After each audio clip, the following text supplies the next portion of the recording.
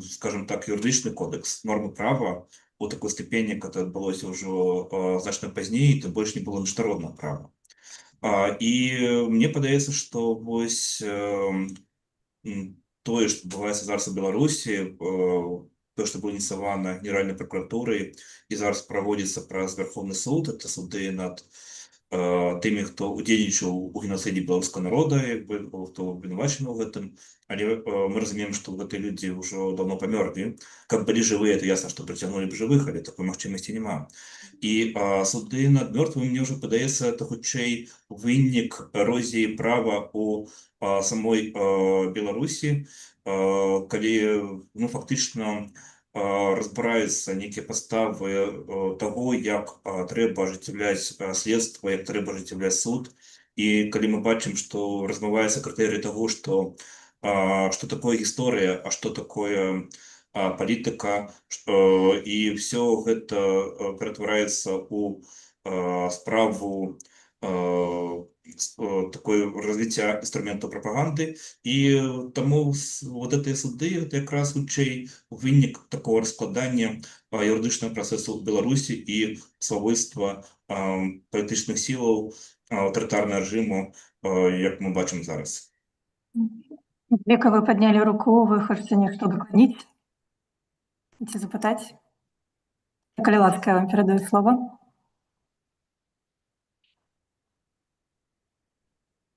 Включите, будь ласка, микрофон. Так, я хотела запытаться, что отбываецца з гукам. У мяне ідзе накладка. Вы подняли руку, вы хочете нечто дополнить?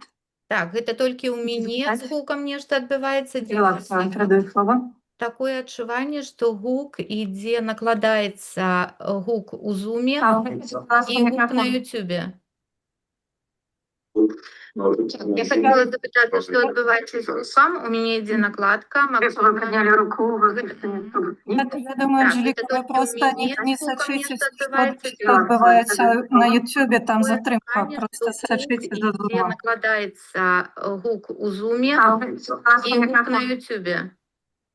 Павел, а як чується? Я хотела запитати, що відбувається з гуком. У мене йде накладка. Ви підняли руку. У мене зараз некий каскад Анжеліка, гуков. просто не сочите, що відбувається на ютубі, там затримка, просто сочите до зума. Накладається гук у зумі і гук на ютубі. Павел, а як чується? О, зараз ціха. До гэтага быў такі каскад гукаў.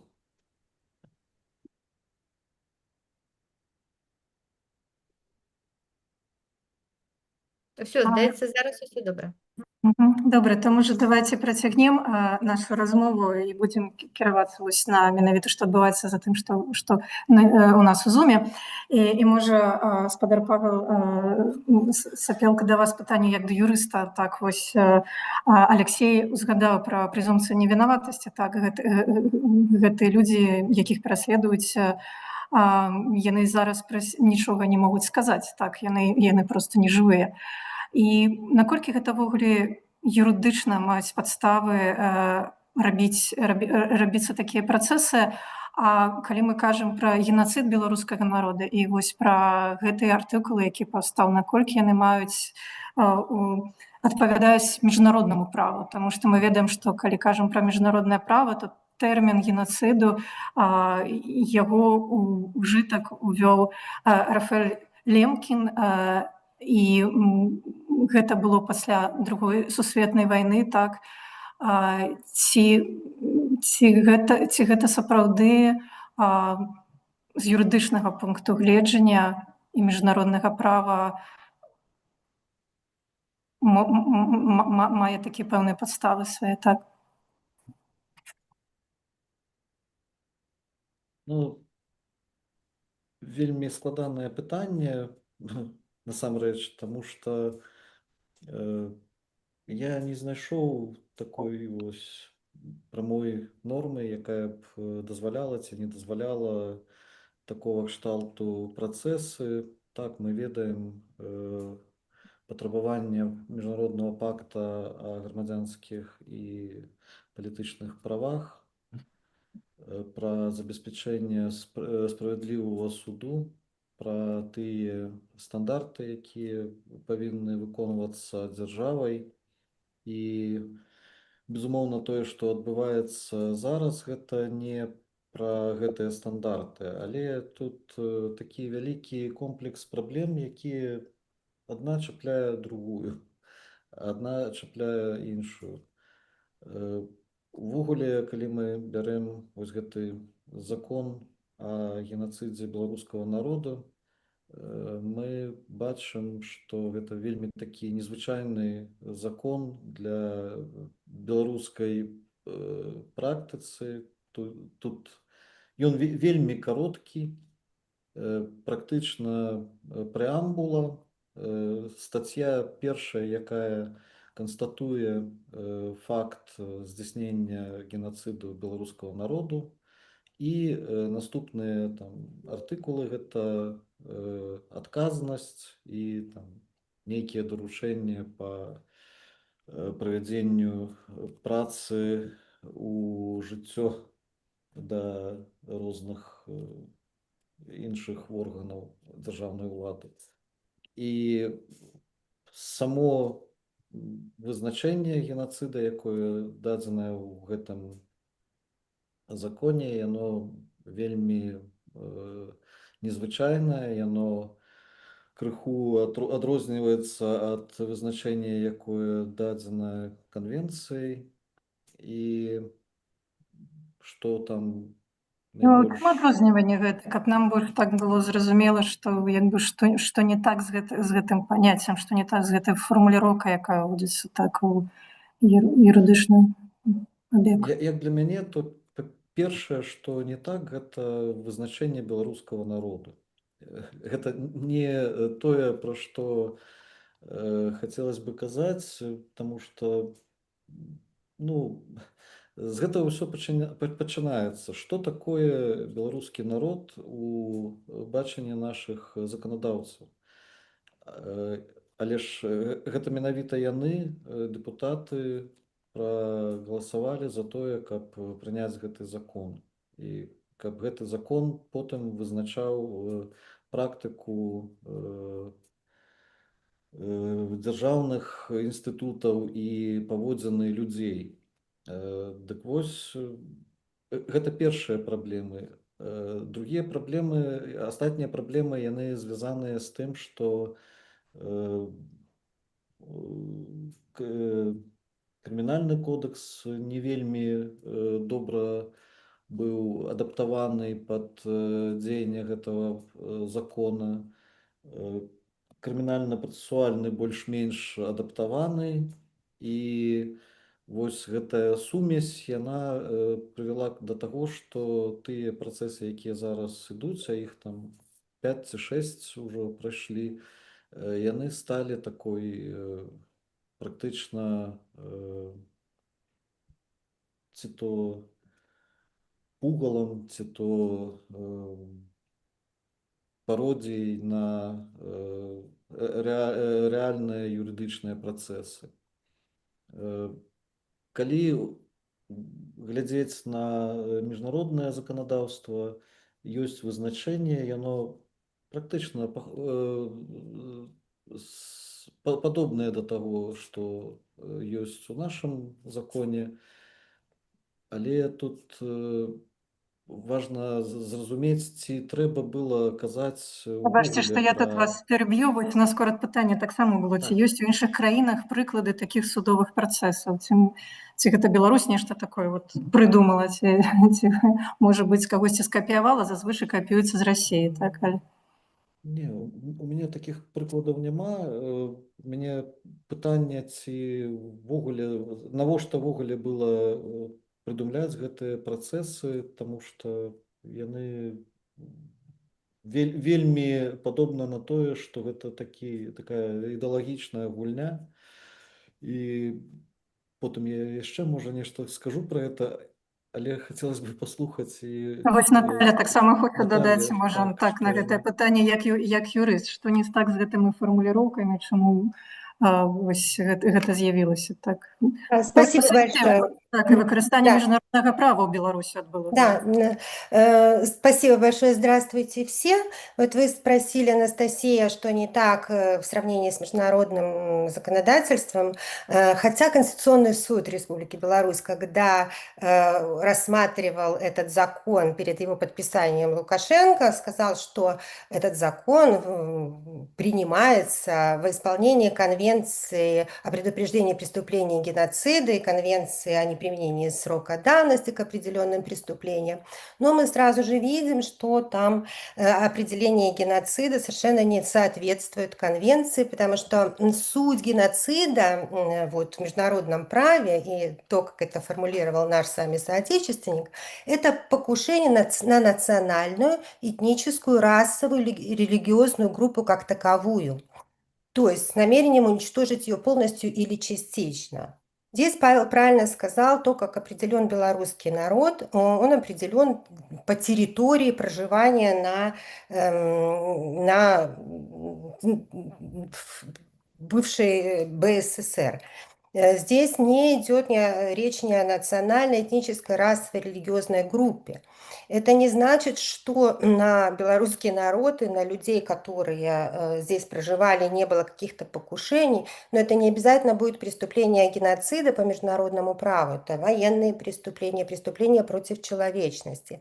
Ведь мы помним, что когда вопрос о применении геноцида встал в отношении в контексте войны в Украине, значит, комиссия по расследованию преступлений, ООНовская группа по расследованию, она определила, что на данный момент нет признаков именно геноцида, покушения именно на группу. Они говорят, что есть военные преступления, преступления против человечности. То есть геноцид это применимо не каждым деянием. Нужно выделить группу. Например, когда Международный уголовный суд рассматривал дела по геноциду, то это были дела в отношении, например, группы в Руанде, группы в боснийских мусульман на территории бывшей Югославии. То есть выделяли конкретную группу, а не вообще на всей территории всех. Это скорее военные преступления, если это квалифицировать по международному праву. Вот что не так уже неправильная, безграмотная трактовка самого понятия геноцид. А что касается, вы спрашивали, есть ли подобные нормы в законодательстве других стран. С точки зрения уголовного права, конечно, они должны быть, ответственность за геноцид должна быть установлена в уголовных кодексах, но процессы над мертвыми людьми – это с точки зрения элементарных основ уголовного права, это нонсенс. Потому что презумпцию невиновности никто не отменял, а из нее вытекает стандарт доказывания вне всяких разумных сомнений. А вы не можете доказать ничего вне всяких разумных сомнений о субъективной стороне и о субъекте умершего человека. В целях реабилитации можно рассматривать дела в отношении умерших, но только в целях реабилитации, потому что оправдательных приговоров другой стандарт – это наличие разумных сомнений. А если вы будете устанавливать состав преступления на предмет виновности и вынесения обвинительного приговора, то вы сразу же столкнетесь с невозможностью рассмотреть и доказать субъективную сторону и с невозможностью установить все стороны субъекта. А он вообще вменяемый у вас, а это обязательный признак субъекта. Я спросила бы так, если бы я была адвокатом вдруг на таком процессе. Да? Представить это ужасно. Ну вот, они это все, что говорят те адвокаты, которых мы иногда слышим. Ну и я соглашусь, что в таких процессах над умершими нет никакой возможности соблюсти стандарты и гарантии справедливого разбирательства, даже те, которые записаны в УПК.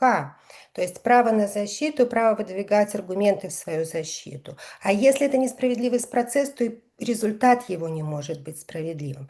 Поэтому, возвращаясь к вашему вопросу, вряд ли мы в каком-нибудь цивилизованном государстве, мы не должны найти таких норм судебных процессов с вынесением обвинительного приговора над умершим.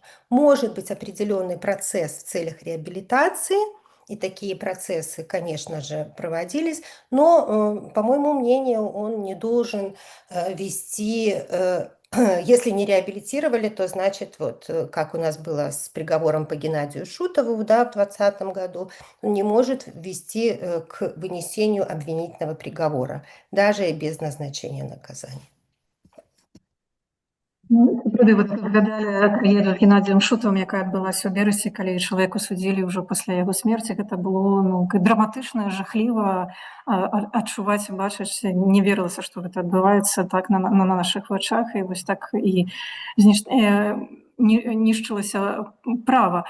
І я бы тут сапраўды, можа, з вамі ў дыскусію ўступіла і падтрымала, што вось неправільныя фармуліроўкі, яны там увогуле ламаюць увесь канцэпт геноцида, так, таму што на одну прыступку ставіцца з Халакостам, так, з геноцидам армянскага народа, так, з галадаморам, а геноцид беларускага народу, так. Вядома, што беларусы пацярпелі падчас Другой сусветнай вайны, так, але як пытанне як канструкт і частка савецкага народу, так. Тут важна таксама гэта падкрэсліць. Спадар Павел, вы трымаеце руку, я вам даю слово, перадаю. Так, і тут вельмі важна тое, што адным з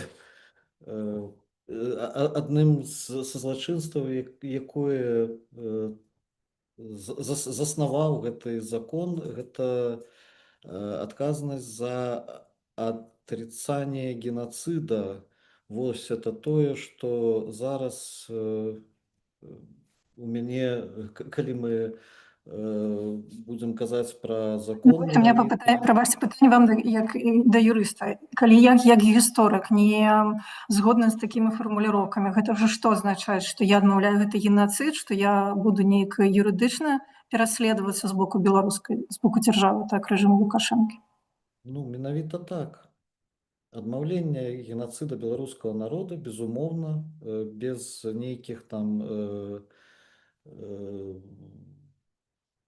умоў ці там, як нават пра нацысцкую сімволіку, яе можна выкарыстоўваць там у фільмах, у нейкіх гістарычных рэканструкцыях, а вось адмаўляць геноцид беларускага народа, нават калі ты юрыдычна уваходзіш у юрыдычныя спрэчкі, то не, гэта асобны від крымінальнага злачынства. Правильно я разумею, што першых, хто могуць патрапіць пад такую гарачую руку правасуддзя, гэта гісторыкі? Гісторыкі, юрысты, все тыя, хто на аснове нават гэтых фармальных падыходаў, калі яны кажуць, што гэта не геноцид, гэта не тое вызначэнне народа, гэта не тое вызначэнне геноцида, гэта нейкі юрыдычны нонсенс і гэтак далей. Я ўжо не кажу пра вось гэтыя падыходы, што ці быў там менавіта геноцид, які вызначаны по канвенцыі, які там мае на мэтай знішчэнне этнічнай групы. Вось, то гэта ўсё ёсць злачынства па беларускаму заканадаўству зараз.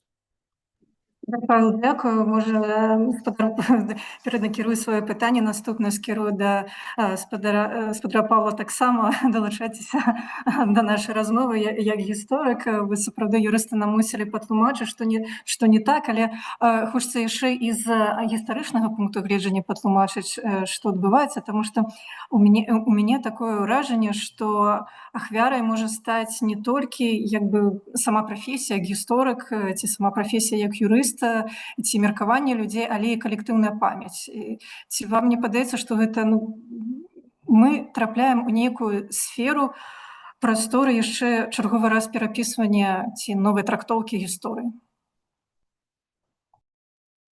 Ну, ведаеце, тут можа трэба пачаць з іншага моманту. Я бы прапанаваў гэта зрабіць і не фокусавацца выключна на тое, што кажа пракуратура, а паглядзець на тое, што кажа прапаганда. І у тым ліку, ну, калі гэта магчыма, найбольш разумныя прадстаўнікі дзяржаўнай прапаганды. Як падаецца вось гэты сюжэт генацыда беларускага народа? Я маю на ўвазе выказванне Вадзіма Гігіна, які звязвае генацыд беларускага народа з генеральным планам «Усход», які часцей за ўсё называют генеральный план «Ост», карыстаецца нямецкім словам. І зводзіцца гэта да таго, што вось тое, што адбывалася на тэрыторыі Беларусі, перадусім там спаленыя вёскі, грамадзянскае насельніцтва і гэтак далей, гэта ёсць рэалізацыя генеральнага плана «Ост». І вось калі мы вернемся да вызначэння генацыда, якое змешчана ў канвенцыі, якое было сфармулявана Рафаэлем Лемкіным, там сапраўды прысутнічае наяўнасць задумы, наяўнасць пэўнага плана на знішчэнне. Гэта ёсць прыкмета генацыду. І калі мы паглядзім на гэты генеральны план «Ост», то, ну, сапраўды, там фармулёўкі, яны накіраваны на тое, каб праводзіць сапраўдны генацыд на тэрыторыі ўсходняй Еўропы. Там усё абсалютна відавочна. Вядома, што захаваліся далёка не ўсе дакументы гэтага генеральнага плану, ёсць толькі фрагменты. Але нават калі меркаваць па гэтым фрагментам, гэта, ну, скажем так, адзін з самых пачварных, самых змрочных і самых вар'яцкіх праектаў, які існаваў у чалавечай гісторыі.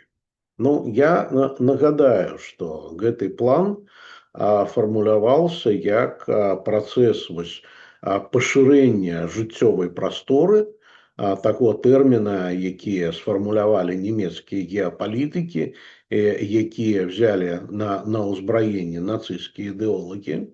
І ён палягаў у тым, што тэрыторыя ўсходняй Еўропы павінна быць расчышчаная дзеля каланізацыі не толькі немцамі, але і іншымі прадстаўнікамі, іншымі народамі, якія адносіліся да вышэйшай расы, маюцца на ўвазе і галандцы, датчане і гэтак далей, гэтак далей.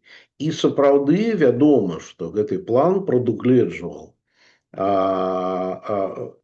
выслаць, напрыклад, з тэрыторыі Украіны каля 65% украінцаў на ўсход за Урал, пакінуць толькі 35% тых, якія не павінны былі заставацца украінцамі, яны павінны былі стаць аб'ектам германізацыі, стаць рабамі нямецкіх каланістаў. Па Беларусі лічылася, што толькі 25% прыдатныя да такой германізацыі, а астатніх трэба пасылаць за Урал. Але вось гэты план «Ост», ён касаўся не толькі Беларусі і Украіны, ён уключаў у сябе балтыйскія краіны, і у тым ліку лічылася, што да паловы латышоў і эстонцаў трэба таксама перасяліць, каб вызваліць прастору для немцаў і іх германізаваць таксама. Але вось найбольш у гэтым плане, як ні дзіўна, даставалася літоўцам. Таму што лічылася, што літоўцы яны такія запэцканыя славянскай крывёй, і трэба было 85% літоўцаў перамясціць у іншыя рэгіёны, а пакінуць для германізацыі толькі 15%. Там ёсць планы адносна палякаў, ёсць планы адносна чэхаў, то бок гэта такая вялікая праграма, і самае жудаснае ў ёй гэта татальнае вынішчэнне яўрэяў, якіх ніхто нікуды не збіраўся перамяшчаць. То бок план такі быў, і гэта план генацыду. Гэта абсалютна відавочна і зразумела. Але пытанне такое, у якой ступені гэты план быў рэалізаваны. І калі мы паглядзім на балтыйскія краіны, то зразумела, што там і блізка нічога такога не было. Калі мы паглядзім на Беларусь, так, план Халакосту был рэалізаваны. Ну, там не на ўсе 100%, вось, невялічкая колькасць беларускіх евреяў все-таки захавалася, але збольшага гэты план был рэалізаваны. Але тое, што тычыцца беларусаў, і калі паглядзець вось на тую практыку, якую ажыццяўляла акупацыйная ўлада, то тут не скажаш, што гэта была рэалізацыя плана знішчэння беларусаў як этнічнай групы. Таму што план ОСТ ён прадугледжваў тое, што тыя вось 25% беларусаў, якія застануцца для германізацыі, не павінны атрымоўваць адукацыю вышэйшую за пачатковую. Но калі мы паглядзім на тэрыторыі генеральнай акругі Беларусь, Вайсрутэнія, па-нямецку былі сотні тысяч навучэнцаў школ. Так, пераважна гэта былі пачатковыя, але ў 42-м годзе былі адчынены гімназіі, іх было больш за 30. Была тэхнічная школа у Клецку, былі настаўніцкія, хутчэй, курсы у Нясвіжу і гэтак далей. Можна паглядзець на такая дзіўная рэч абсалютна пад акупацыяй тэатральнае жыццё, калі працаваў тэатр не толькі ў Мінску, а ў шэрагу іншых, скажем так, правінцыйных гарадах. Існавала беларуская прэса. Я ў свае часы працаваў у беларускім дзяржаўным музеі, гэта яшчэ было за савецкім часам, у фондавым аддзеле. Я трымаў у руках шмат гэтых газет. Так, яны былі на беларускай мове, але гэта была такая адкрытая прапаганда нацызма, антысемітызма, антыбальшавізма і гэтак далей.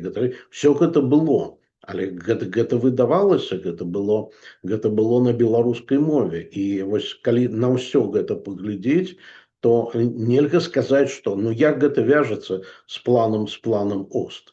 І да гэтага трэба дадаць, што пэўныя памкненні былі, яны уже так суціхлі пасля паразы под Москвою, а пасля Сталінграда пра план ОСТ увогуле забылі. І я яшчэ дадам, вось гэта яшчэ раз, гэта адна з самых такіх вар'яцкіх з'яў у гісторыі чалавецтва, таму што спецыялісты, гісторыкі кажуць, што наўрад ці, нават калі бы Гітлер разгромил Советский Союз, наўрад ці бы гэтая каланізацыя ўдалася по той простай прычыне, што тое, што яны планавалі збудаваць на нашай тэрыторыі, там новыя гарады, вось паселішча аграрныя, там з хуткаснымі аўтамабільнымі магістралями, гэтак далей, гэта был кошт валавога унутранага прадукта ўсёй Германии за год. То бок у іх бы папросту не хапіла бы на гэта рэсурсы. Так што вось на гэта трэба звяртаць увагу, што тут не ўсё так вось адназначна, як бы мы маглі сказаць, што вось тое, што тычыцца евреяў, гэта відавочна геноцид, а тое, што тычыцца рэшты насельніцтва, не. План такі быў. Гэта безумоўна. Але план гэты не быў рэалізаваны. Вось Алексей таксама дзякую. Алексей таксама падняў руку, можа ў працяг ёсць што дадаць, а я, можа, да Алексея яшчэ скірую пытанне, якое нам прыходзіць у чаце. Вось таксама пытаюцца, чаму ў савецкі час не былі знойдзены вось гэтыя злачынцы, чаму зараз яны спатрэбіліся, ці недастаткова часу было? Я трошку працягну у працяг слова Павла Церашковіча про тое, што сапраўды мы можам казаць пра дыферэнцыйную палітыку нацыстаў яка адрознівалася да розных этнічных груп, якія знаходзіліся на Беларусі. І тут, конечно, трэба згадаць у тым ліку і цыганаў, якія таксама разам з яўрэямі былі знішчаны. Ось. І ми розуміємо, що, наприклад, нацисти таксама спробували супрацьпоставити один другому тих же самих білорусів і поляків, наприклад, у заходніх регіонах, і проводили різну політику, спробували обострити конфлікти. І тому казати про некую одну політику складано. І плюс, коли ми кажемо про геноцид белорусского народу, то мы забываемся про многие, затираем вось гэтыя сутнасныя адрозненні. Мовно кажучи, самый просты прыклад, зараз самой такой значной мясцінай памяти про геноцид белорусского народа лічыцца Тростянец, место знішчэння под Минском. Але при этом вядома, что основная частка, ну, принамсі великая частка людей, это дискуссійна, хто там былі знішчаны, это былі евреи, якіх привозили з Заходней Европы, ну и попросту везли в Волговщину и там расстреливали. И атрымліваецца, что зноў жа тыя евреи, якія просто паспелі ступіць ногой на беларускую землю, іх адразу расстралялі, і яны таксама сталі беларускім народам, калі вось вытрымліваць эту дзіўную логіку. Але яшчэ одна вялікая доля тых людзей, якія загінулі падчас вайны, якія таксама вот напаўняюць гэтыя лічбы, што праносяцца генеральнай пракуратурай, гэта военнапалонныя. Тому што сапраўды і вось падчас першага перыяду вайны вялікая частка савецкай арміі потрапіла ў палон, і умовы утрымлівання іх былі жудаснымі. Фактычна, ну, многія з іх просто загінулі ад голаду, холаду і так далей. Это злачынства супраць чалавецтва страшнае, але мы разумеем, што это зноў жа гэтыя военнапалонныя таксама сталі часткай беларускага народу. То есть, ну, сама по себе эта категория, она попросту забирая и знищая всю эту дифференциацию. И по-другое, что я думаю, что все историки погодятся, что нацистская политика была бесчеловечной злочинной. Так? Тут во всех есть консенсус. Я тут паўтару слова спадарні Наталі, што ўсё ж таки трэба размяжоўваць геноцид і вайсковае злачынства. Так ніхто не адмаўляе вайсковае злачынства. Але пытанне ў тым, што яшчэ вялікая праблема, што мы маем сітуацыю, калі на даследаванне, асэнсаванне уводзяцца палітычныя рамкі. І вось это тады з'яўляецца праблемай. Хаця, зноў жа, тут нельга сказаць, што выпадак Беларусі ёсць нейкі унікальны, паколькі мы ведаем пра, зноў жа, уведзеныя выжыванні у некаторых краінах на адмаўленне Халакосту. То есть в асобных краінах, напрыклад, ёсць ўжо і нацыянальныя рамкі, там, мовна кажучы, у армянаў пра адмаўленне геноциду армянаў, так? То есть это, ну, не такая унікальная справа, але это заўжды выклікае, ну, праблемнае стаўленне ад гістарычнай супольнасці. Нават калі мы кажам пра адмаўленне Халакосту, то ёсць кейс, што вось, напрыклад, гістарычная асацыяцыя Францыі, яна як бы рашуча змагалася з увядзеннем гэтага закону. Тому што кожны раз, калі мы бачым сітуацыю, што палітыкі спрабуюць абмежаваць свабоду гістарычнага даследавання, гэта, ну, напэўна, наносіць шкоду, так? Але мы бачым, што ў сітуацыі Беларусі гэта яшчэ, ну, набывае куды большыя абрысы, і калі мы бачым не просто, ну, нейкія там палітычныя абмежаванні, але і папросту, ну, маніпуляцыі, так? Калі дзеля канкрэтных такіх нейкіх мэтаў тады, ну, уводзяцца такія, скажем, прапагандысцкія акты, якія папросту, ну, бессэнсоўныя, як бы, з гістарычнага пункту гледжання. Наста, а якое было другое яшчэ тады пытанне? А чаму ў савецкі час гэтае пытанне не вырашылі? Гэтыя кейсы нават, я бы сказала, вось асобна ўзятыя калабарантаў, чаму гэта не было вырашана падчас у савецкія часы, што ж так цяпер трэба ўздагонку гэтым займацца. І ведаеш, мне такое вось адчуванне не пакідае, што гэта нейкі такі псеўдапрацэсы? Ну, першыя працэсы яшчэ адбываліся фактычна ў 44-45 годзе, але пераважна над насыльствамі, так? То есть тых, хто кого поймалі, здолелі арыштаваць, і ўжо ў Мінску адбываліся гэтыя суды і выносіліся смяротныя пакаранні. Але з калабарантамі было складаней, паколькі зноў жа гэта тэма, якая ну была не вельмі прыгожай, скажем, часта замоўчвалася. Ну і плюс да таго ж многія калабаранты, хто асабліва хто браў удзел у такіх злачынных дзеяннях, яны ну, эмігравалі, то есть выехалі з адступаючай нацысцкай арміі, ну і спрабавалі ўжо нейкім чынам уладкавацца на захадзе і досыць часта падраблялі дакументы. Ну і агулам трэба разумець, як бы вайсковы хаос, калі вот людзі проста з самых розных краін апынуліся на захадзе, і вось хто яны без дакументаў, што з імі зрабіць, ну, это была такая катэгорыя displaced persons, ім бы трэба было вырашаць, што з імі рабіць. І, конечно, вельмі часта было шмат, зноў жа, выпадкаў фальсіфікацыі дакументаў, калі выдаваліся без іншых, асабліва таму, што, напрыклад... Не трэба, як бы, мабыць, таксама, як гісторыкі, можам сказаць, не трэба ўсіх пад адну гребенку, там, калабаранты і так далей. Шмат хто з гэтых людзей, гэта славута беларускі, як бы, дзеячы.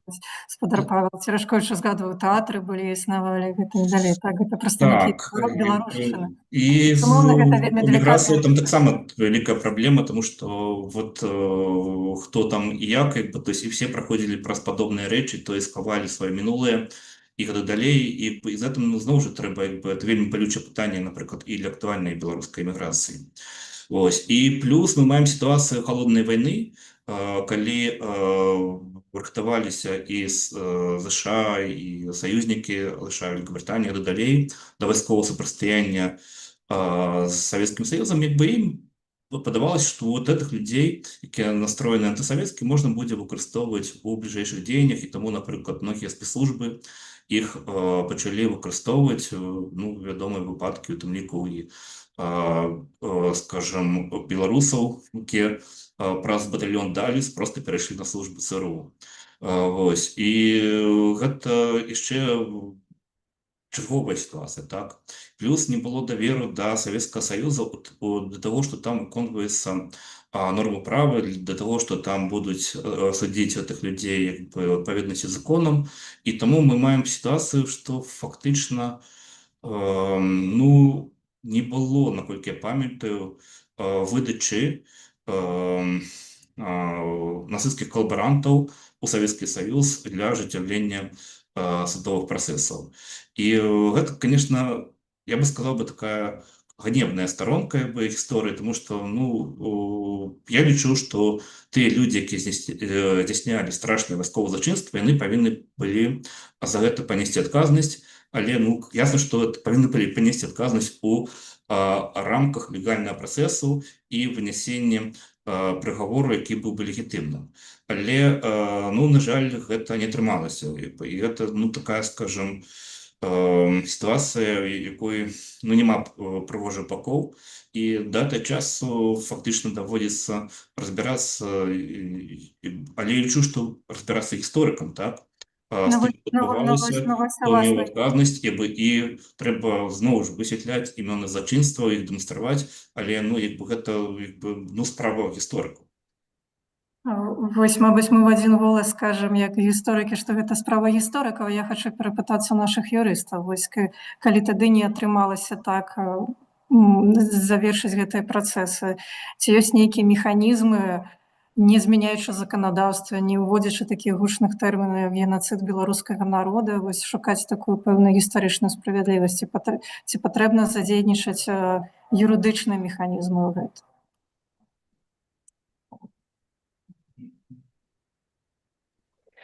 Ну, если позволите, я отвечу. Я считаю, что если человек живой, и он может быть привлечен к уголовной ответственности за международное преступление, будь то геноцид, будь то военное преступление, будь то преступление против человечности, которые действительно не имеют срока давности, то этого правосудия нужно искать, его нужно осуществлять. Так же вот как Международный уголовный суд, например, судил и за геноцид, и за преступления против человечности, те примеры, которые я вам раньше приводила, в отношении живых людей, и внесение и в той процедуре, которая может считаться легитимным. Там, где человека уже нет, я бы стояла на том, что применение уголовного процесса в обычном виде, да, в отношении мертвых людей, является нарушением самих основ уголовного права и уголовного процесса. То есть вы не можете выносить обвинительный приговор по определенной статье Уголовного кодекса, не нарушив общую часть Уголовного кодекса, то есть общие принципы уголовного права и процесса, процессуальные гарантии обвиняемого, в частности, это первое, и еще более первое, не нарушив презумпцию невиновности. Потому что, опять же, вы не можете вне всяких разумных сомнений установить умысел человека нормальным процессуальным образом. Поэтому мне кажется, что вот именно уголовно-процессуальное право здесь не совсем годится для установления фактов. Факты могут устанавливаться в результате научных изысканий, в результате общественных слушаний, в результате выпуска каких-то докладов и общественной дискуссии, но не в результате судебных процессов в отношении мертвых людей. Я считаю, что это и размывание самого уголовного процесса как защитительной системы. Не это суть у него. У него суть охраны общественного порядка от деяний, являющихся преступными, и восстановление прав потерпевших. И это, конечно же, огромное размывание ресурсов. Системы, которая нацелена совсем на другое и должна тратить ресурсы совершенно налогоплательщиков совершенно другим образом. Дякую. Гаспадар Павел, вам перадаю слово, вы падымаеце руку. Павел Сапелка, можа маё такое яшчэ кароткае пытанне. Ці можна гэтую сітуацыю з юрыдычнага пункту гледжання як выправіць? Ці міжнародныя структуры звярталі ўвагу Беларусі, што нешта не так адбываецца на прававым полі? Ну, я пачну з таго, што насамрэч вельмі было б неправільна лічыць, што вось гэты калектыўны захад ЗША, Канада, там іншыя дзяржавы, у якіх пасля другой мировой войны засталіся беларускія калабаранты, германскія нейкія функцыянеры, што яны не рабілі нічога для таго, каб прыцягнуць іх да адказнасці.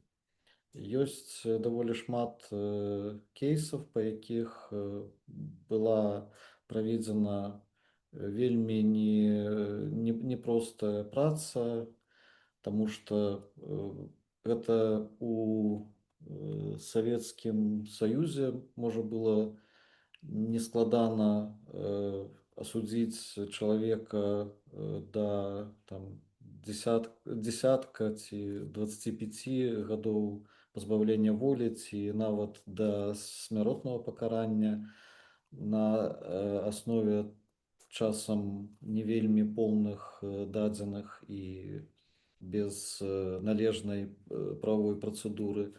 А у ЗША, у Канадзе яны былі і зараз яны вядомыя сваёй юрыдычнай працэдурай, якая дазваляе вінавачанаму у поўнай меры выкарыстоўваць усе сродкі для сваёй абароны. І нават не глядзячы на гэта, шмат было выпадкаў, калі менавіта вось гэтыя нацысцкія злачынцы былі прыцягнуты да адказнасці ці дэпартаваныя ў Германію, дзе ўжо былі прыцягнуты да адказнасці. Вось. І што з гэтым рабіць? Ну, насамрэч, міжнародная супольнасць яшчэ не вельмі шмат ведае пра гэтую сітуацыю. Мы імкнемся да таго, каб часам паказаць тыя праблемы, якія ёсць, і, на жаль, гэта праблема не самая вялікая, не самая яскравая, якая зараз можа быць аднесена да беларускіх праблем. Таму, на жаль, можа нам і прыйдзецца яшчэ пачакаць нейкай рэакцыі, хаця, безумоўна, аб гэтым трэба казаць, таму што вось гэтыя вакханаліі, якія дэманструе рэжым, яны патрабуюць сваей ацэнкі. Але вось каб не згубіць гэтую ідэю, часам тое, як рэжым асвятляе гэтыя працэсы, яно можа быць нейкім у нейкай частцы узорам для таго, каб асвятляць іншыя справы, таму што калі мы захочам зараз даведацца пра крымінальныя справы вось гэтых памёрлых калабарантаў і памёрлых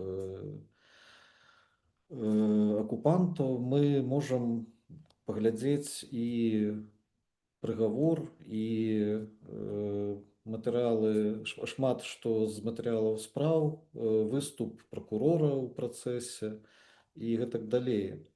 Калі мы захочам удакладніць сітуацыю з нейкім іншым такім вядомым ці справа, якая мае вялікі грамадскі інтарэс, мы будзем вельмі шмат шукаць і нічога не знойдзем. Дык вось, менавіта тое, як добра былі абнародаваны, асвешчаны гэтыя справы, гэта тое, што дае нам падставы іх крытыкаваць і даваць свае ацэнкі. Гаспадар Павел, дзякую. Можа, пытанне маё скерую ўжо так да завяршэння ідзе нашай дыскусіі, але яшчэ б хацелася трошкі гісторыі, так?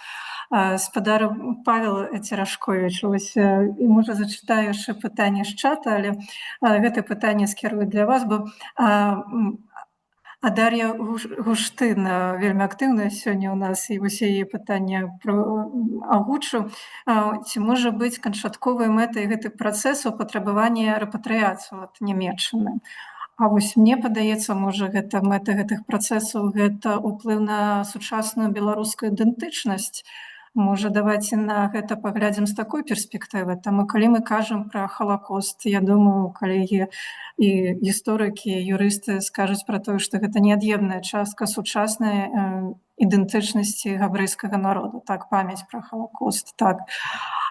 Тое самае можам сказаць, калі кажам пра праблему генацыду армянскага народа ці галадамор. А вось гэта ці можа яно змяніць сітуацыю? Так, гэтае заканадаўства, калі мы кажам пра беларускую ідэнтычнасць. Ну, глядите, давайте пачнем, может, з гэтай праблемы рэпарацыі. Увогуле за ўсёй гэтай ідэі генацыда стаіць відавочная дзяржаўная замова, то бок вядома выказванне Лукашэнкі про тое, што вось, паглядзіце, вось яўрэям удалося пераканаць увесь свет, што генацыд быў. а мы не можем. Вось чаму? То бок гэта был такі амаль што загад. Патрэбны геноцид. А по-другое, так, я згодны, што гэта звязана з рэпарацыямі, тым больш, што падлікі ідуць, яны ўвесь час мяняюцца, і там агучаныя нейкія неверагодныя лічбы, а пакуль яшчэ яны нікому не прад'яўлены. Я як меней не чуў патрабаванняў, каб хтосьці за гэта заплаціў, але лічбы фантастычныя, абсалютна агучаныя. А я не думаю, што ёсць разлік на тое, што хтосьці на гэта адрэагуе, тым больш, што хтосьці будзе за гэта плаціць. А галоўны сэнс тут усё ж такі такі прапагандысцкі, і гэта класічная схема, калі вось унутраная кансалідацыя групы ёсць вынікам знешняга ворага. І вось зварот да геноциду, мне здаецца, яшчэ звязаны з тым, што гэтай прапаганды, звязанай з вайной, яе праз край. Неверагодная колькасць. Калі вось там паглядзець календар падзей, вось асабліва ў навучальным працэсе, там шмат чаго звязана менавіта вось з траўмай другой сусветнай вайны. І ведаеце, як мне падаецца, чалавека з нармальнай псіхікай просто пацягне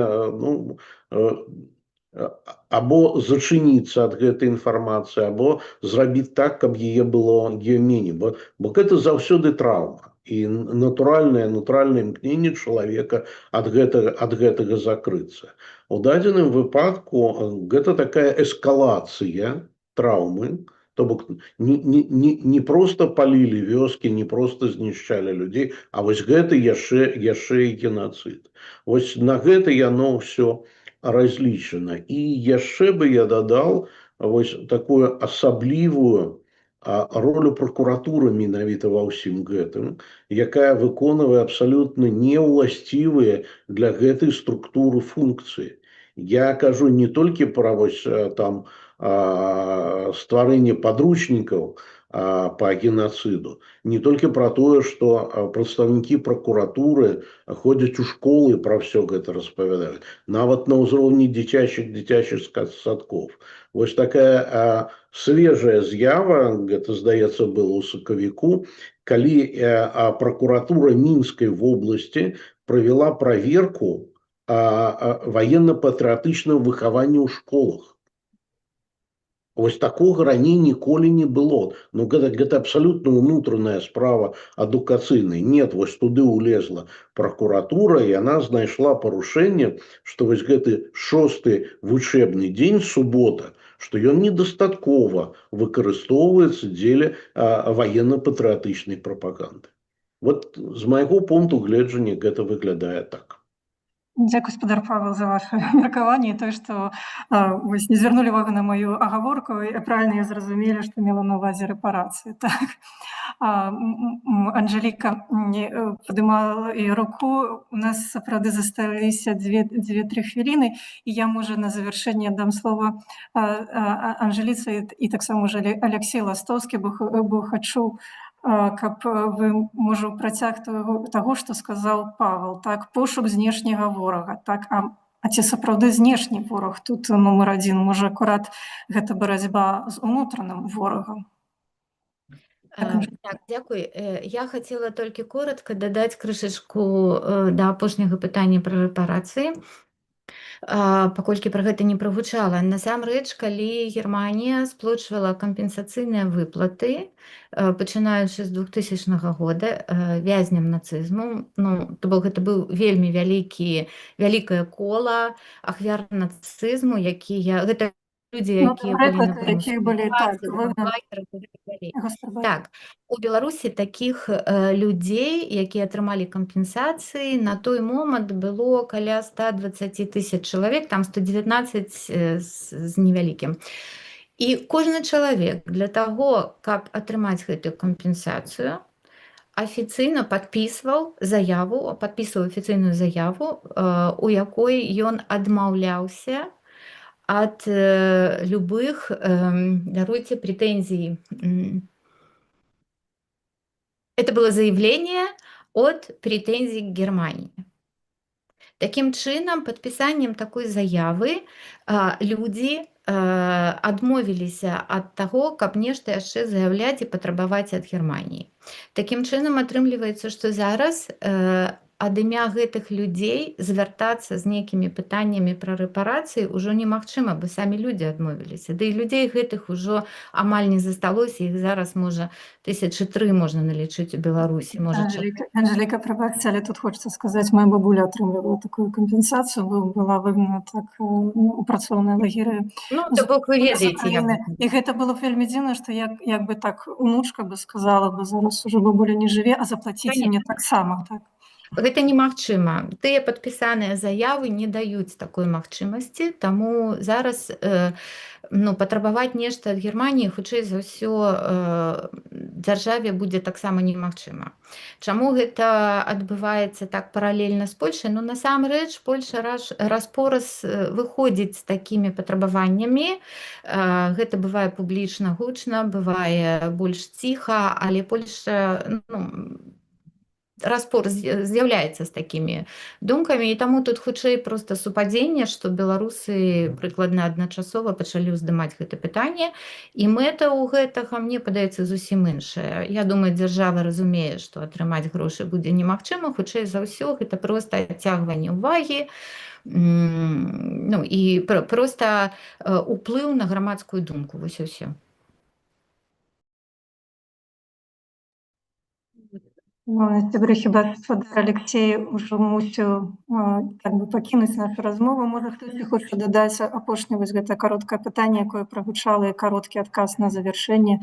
Ці сапраўды гэта змаганне са знешнімі ворагамі, а можа, ўсё ж такі з унутранымі, з іншадумствам, можа, больш так прэцызійна сфармулюем?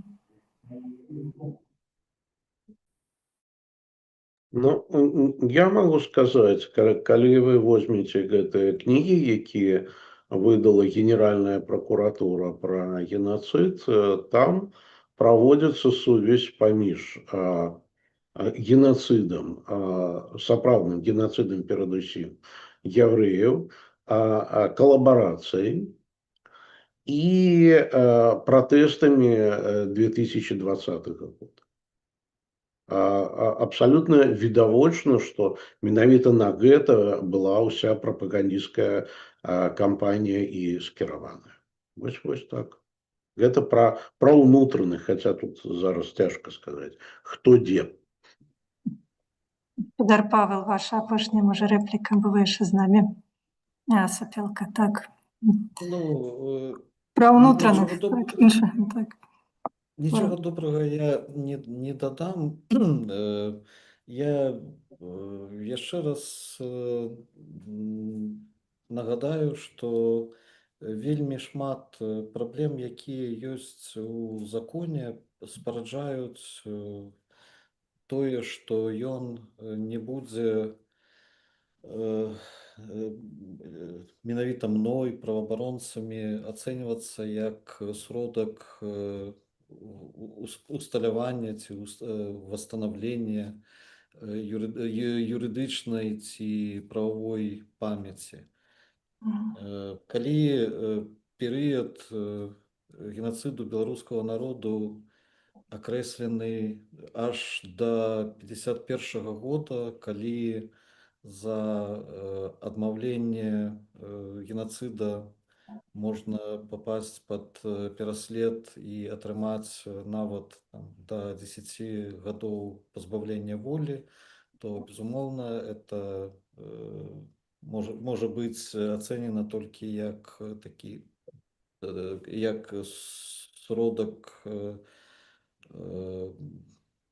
кантролю над грамадскай думкай.